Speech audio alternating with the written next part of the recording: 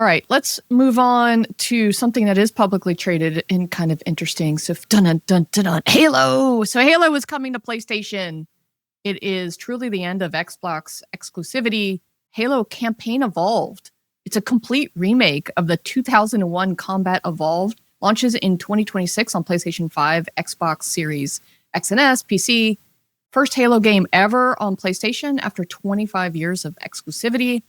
This is the game that brought me back into gaming on console. I remember sitting there with the four screen on a big giant TV playing with my friends. So it's fun to see it back. It's weird to think it's on PlayStation. Halo Studio Community Director confirmed Halo is on PlayStation going forward, meaning all future Halo games will be multi-platform, not just the remake. The game features 4-player online co-op with crossplay, 3 new prequel missions, and 9 additional weapons. I did see some videos. It does look better, which is nice. So we recently covered Helldivers coming out of the Halo ODST content. This is the first time we're seeing the actual game on PlayStation. I think we need to get out our white surrender flags. This is the franchise that defined Xbox. It's their Mario. Did I just do a Laura and say Mario? This effectively means that Xbox has surrendered the exclusive content part of the console wars. This is also a whole new lens to their campaign. This is an Xbox. If you've seen that campaign, it's like, I think we need to put a PlayStation in all of those. This is an Xbox campaign because now it's on PlayStation, and even Nintendo. On the positive side, maybe this is going to reinvigorate the Halo franchise, give it some life now that they know they've got bigger numbers that they can do. But, however, any of this needs to be considered with what Satya Nadella is out there saying about a 30% margin target. So, Phil, do you want to hit this clip? Let's listen to him. Biggest gaming business is the Windows business. To us, gaming on Windows. And of course, Steam has built a massive marketplace on top of it and done a very successful job of it. So to us, the way we are thinking about gaming is, first of all, now we're the largest publisher after the Activision. So therefore, we want to be a fantastic publisher, similar approach to what we did with Office. We're going to be everywhere in every platform. So we want to make sure, whether it's consoles, whether it's the PC, whether it's mobile, whether it's cloud gaming, or the TV. So we just want to make sure the games are being enjoyed by gamers everywhere. Second, we also want to do innovative work in the system side on the console and on the PC. And bring, it's kind of funny that, people think about the console, PC as two different things. We built the console because we wanted to build a better PC, which could then perform for gaming. And so I kind of want to revisit some of that conventional wisdom. But at the end of the day, console has an experience that is unparalleled. It delivers performance that's unparalleled. That pushes, I think, the system forward. So I'm really looking forward to the next console, the next PC gaming. But most importantly, the game business model has to be where we have to invent maybe some new interactive media as well. Because after all, the gaming's competition is not other gaming. Gaming's competition is short-form video. And so if we as an industry don't continue to innovate, both how we... I'm just outraged. I mean, he really got almost everything wrong about our business in like one quick clip.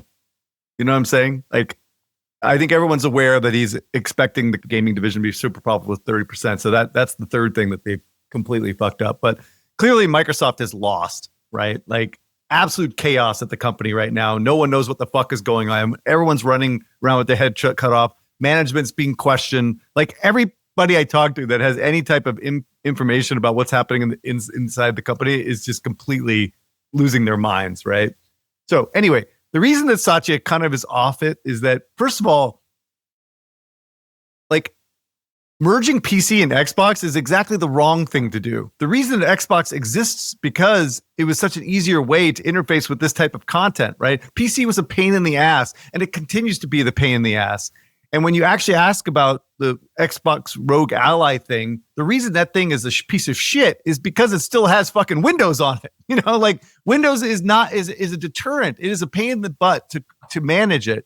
What Xbox does, and it did, as well as PlayStation and Nintendo for that matter, is that they create a system that's dedicated to gaming only and makes it a much easier interface and an easier system to actually do what you want to do, which is play games. And that's the whole point. The second thing is that I've made this comment before too, is that we are competing for time against TikTok and stuff like that, which is totally true. But the thing is that we're not competing against TikTok. Like we are trying to build the best type of content to compete against TikTok. And when you start removing the ability for you to have a console, that like fucks up your whole competitive advantage, right? Of a distribution platform, of a really good platform for gaming and stuff like that. So you don't want to compete directly against something like fucking TikTok, because then you just become garbage, right? Like, and you just deliver your content everywhere. You want to compete in the console market, right? You don't want to, again, don't want to compete against TikTok directly, right? So basically, you want to become a global publisher, is what he said, which is complete bullshit. Like, what do you want to become? Sega, Atari, like 3DO? Like, that's what you're saying. You're basically getting rid of your hardware advantage and becoming a publisher. That doesn't even make any sense, right? And so you give out all your platform distribution advantage. So it's a complete backwards ass strategy. And then finally, this profit thing is like 30% profits is ridiculous. Like, I was actually looking this up. EA and Activision certainly were at 30%, like roughly around there, right? But 30% is an insane profit margin. And he got the whole thing backwards, right? Like, profit margins don't fund innovation, right? You need to reinvest profit into your teams to grow innovation and revenue, right? So it's the dollars themselves that are reinvested in the company that will actually fund innovation. It's not the fact that you're hitting a 30% margin target. That's ridiculous. And so finally, like, this is the thing I've been talking about for years now, is that the reason they're in such a tough spot right now is because they weren't working on a profitable model, right? They were being funded by Microsoft to do these fucking stupid strategies like day one releases. And this is why they're in this predicament, and why it's been so dramatic when they're trying to get back to profitability and they have to cut teams and cut people. Like, this is exactly what I've been talking about for years, right? And so they are completely on the wrong track now, 100% in my view anyway. Like, this ubiquitous type bullshit going across all these different platforms, competing directly against fucking YouTube and TikTok and Netflix. Fuck off. Like, this is bad juju, and they're going to lose. And it's just, again, it's time to spin this thing out and let them run on their own. I really respect Satya and everything he's done for Microsoft, but he doesn't understand gaming. He doesn't know what the fuck he's talking about. So I'm going to give you one more, Chris. There's an ad-supported version of Xbox Game Pass service coming. It was confirmed last week that, internal folks are testing it. Surely this is going to be where they get the 30% margin. But while I'm kidding a little bit, I'm not totally kidding. As Eric Seufert said, everything's an ad network. So first, Netflix and the streamers are, making... I think Netflix is at over $1 billion on their ad-supported version of the Netflix service. So it's an inevitable that the, hyper-casual ad-driven service is going to help boost the bottom line in a market that basically flatlined after the pandemic.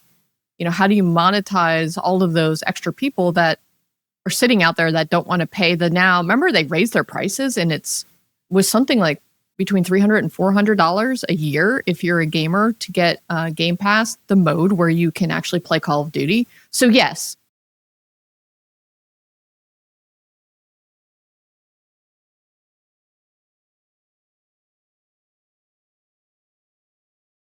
Which pretty much shows that the time spent on social media and gaming, which is social media time spent like 19%, and gaming is about 13%. So people are spending a little bit more time on social media than gaming. And we knew this. We knew that short form video is growing. But the ad spend on social media is about 42%. And the ad spend on gaming, this is by brands spending their money on ads inside of gaming to sell their products. So you have 42% on social media and only about 3.7% on gaming. I actually have seen this number be more like 5 to 8%, but still 42 versus, between 4 and 8% is incredibly low, because we don't have a lot of good ways for brands to spend money inside of our products and services. Chris, I know, and Phil, I know you guys hate this, but this is a way to make some margin if it's done. I don't hate this. Right. I like money. Money is my highest love. But this is I think I object to this whole kind of like discussion in this way, because the fact of the matter, social media is fucking free. right? It's fucking free. True. Right? And so it's ad Very supported. True. Yep. Gaming is not free, right? People are spending insane amounts of money. The fact that our engagement is that free high, to play. Well, I'm like, well, Chris, I'm talking about console. Yes. On top console, of that, free to play monetization is monetization. Social media, there is no free to play monetization. That's not true at all. TikTok does $4 billion a year on their coin economy. Yeah, you can spend money on the creators. Yes. Right. Let me take a step back here. The fact of the matter is that we are in a paid type environment, right? So it should be revenue share, not time share that we're talking about, right? And so when you start doing these metrics like this, these are meaningless metrics when it comes to what people are actually spending their money on, right? And the audience that you're capturing. And on top of that, it's conflating things, right? Because the thing is that the console market is a premium market, $50, $500 device and 3 to 4 games a year, right? Like that is a premium market. And so this is suggesting that you can layer on metrics for a primarily average ad-driven business on a gaming market. You just can't, right? Because the gaming market is completely different. What's a little confusing about this chart that I agree it's confusing. One is consumers spending their time are the white bars. So consumers are spending a little bit more time. Brands are spending their money more in social media because to your point, it is designed as a free service. It's just like Facebook. It's just like Meta. It's just like Netflix now. All of those are designed to support ads, where the majority of the gaming business, especially on console, was not designed or built to serve ads, which is why the spend opportunity is much less by a brand. And so it's not players spending money, it's brands spending money. But, so I agree to your point, we have a lot more premium spend, especially on console. I've actually done a lot of looking into ads on console. It's very, very difficult to do because players hate it because they've spent money. They're like, I gave you my money. Why are you showing me an ad inside of something I spent money on? So I do think what you're saying is absolutely correct.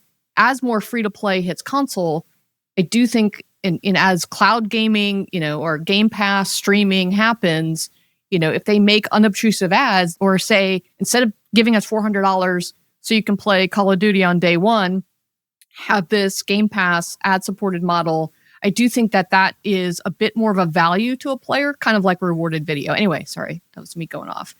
What's your pushback here, Philip? Where to start? So first of all, this graph from Yoast is fucking bullshit. eMarketer is your source. What do we mean by time spent? Is this of gamers? Is this the general population? I spent a lot of time trying to look into timeshare, and it's very hard to get good data on this. There's something called the American Time Use Survey, and it's very hard to get good results out of this. So I don't think we have a really good understanding of how time spent is changing between social media and gaming. I don't think we have a good view on that, and I think that's been a core question, because it's not just Satya who's saying this to be some sort of clever CEO saying, hey, we're competing with short form video. If you remember, Reed Hastings came out and said we're competing with Fortnite. So there's been all these entertainment CEOs that come out and say this. So it's not a new trend that people are concerned, because at the end of the day, there's 24 hours in a day. And so, okay, we're competing for relative shares of this. But to your point, Eric, it's not just that. It's also ARPU per hour, right? And that's a metric that's kind of been lost a long time ago to the gaming ethos. There used to be a thing we were tracking is, how much does gaming monetize per hour per user? And I think that's much higher than these other forms of media.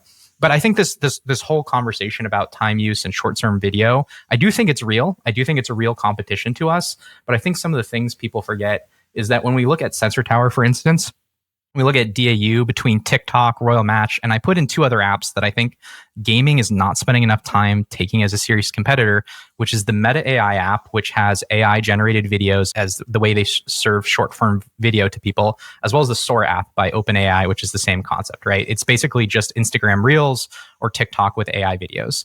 And so TikTok growth has actually been slowing and has kind of flatlined since about 2023, which I think is a good sign for us. And we see not so much growth in the Meta AI app and the Sora app. I do know that Ben Thompson from Tetri used to talk about the fact that Facebook was kind of slipping in AI videos into their normal Reels and Instagram, as well as the core Facebook app. And they were seeing massive success. But when they've diced it out into their own apps, they're not seeing this crazy growth.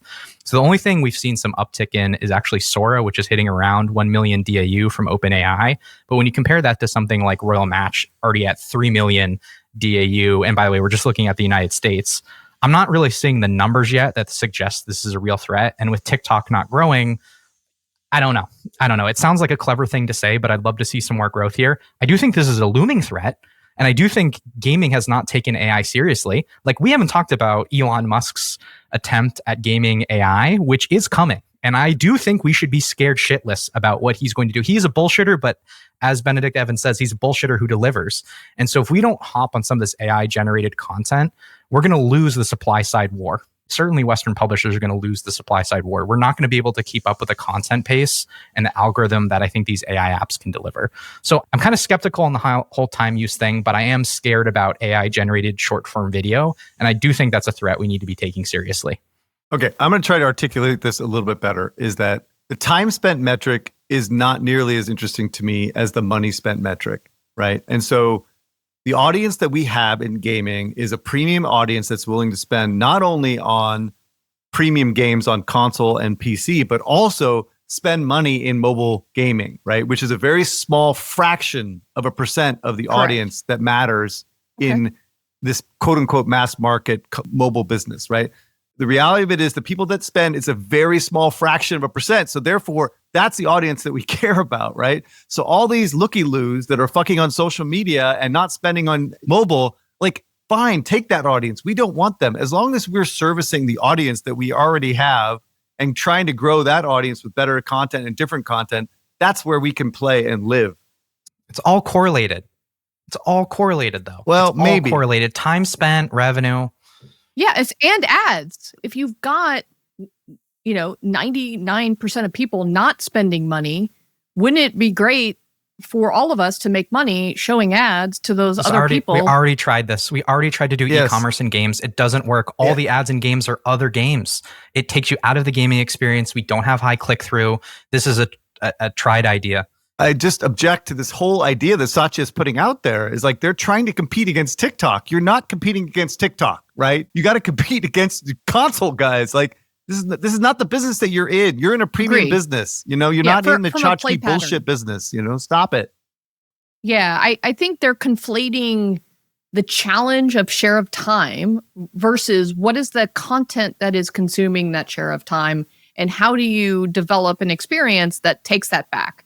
And yes, how do you, in gaming, develop a 5-second cat video that you scroll through in 2 seconds versus a deep, now $80 experience in console gaming? So I think you're right that we're conflating two different play patterns or experiences that are asking for your time. You're taking console as the comparison here because you're painting him as the Xbox guy, but you got to remember, like, they still own Candy Crush. They still have Call of Duty Mobile. Like, those are closer substitutes to TikTok, especially for that audience, which tends to be older female. That is a real trade-off. That is a real threat. No. I mean, look, yes. You don't think that's a real threat to mobile gaming? You don't think those are trade-offs? When you're like whales are spending, $5,000 to $10,000 a year, like, that's who you care about, right? How many fucking people are that, right? That's not the mass market watching TikTok videos and YouTube cat videos, Like, it's a misunderstanding of what the market is what drives me crazy about these type of strategic decisions, right? As mass market as people play these games, it's not the mass market that's spending on these games. And that's for both console, mobile, and PC for that matter. So we're still trying to cater to this audience and grow that part of it. But what was really funny too is I saw an article, I forgot if it was Pocket Gamer or mobilegamer.biz, that Monopoly Go is creating a chat app. It's in soft launch somewhere. And so Scopely is actually trying to make an app that does exactly what all of the other chat apps do. I don't know if they're trying to replace Discord. I don't know if they're trying to replace with short form video. But I was like, oh my God, now we are trying to directly add those kinds of features to us. It's to another app too. So anyway, we'll look into that more when we, hopefully get into the soft launch. All right, let's move on. Let's wrap this up and let's go to this topic.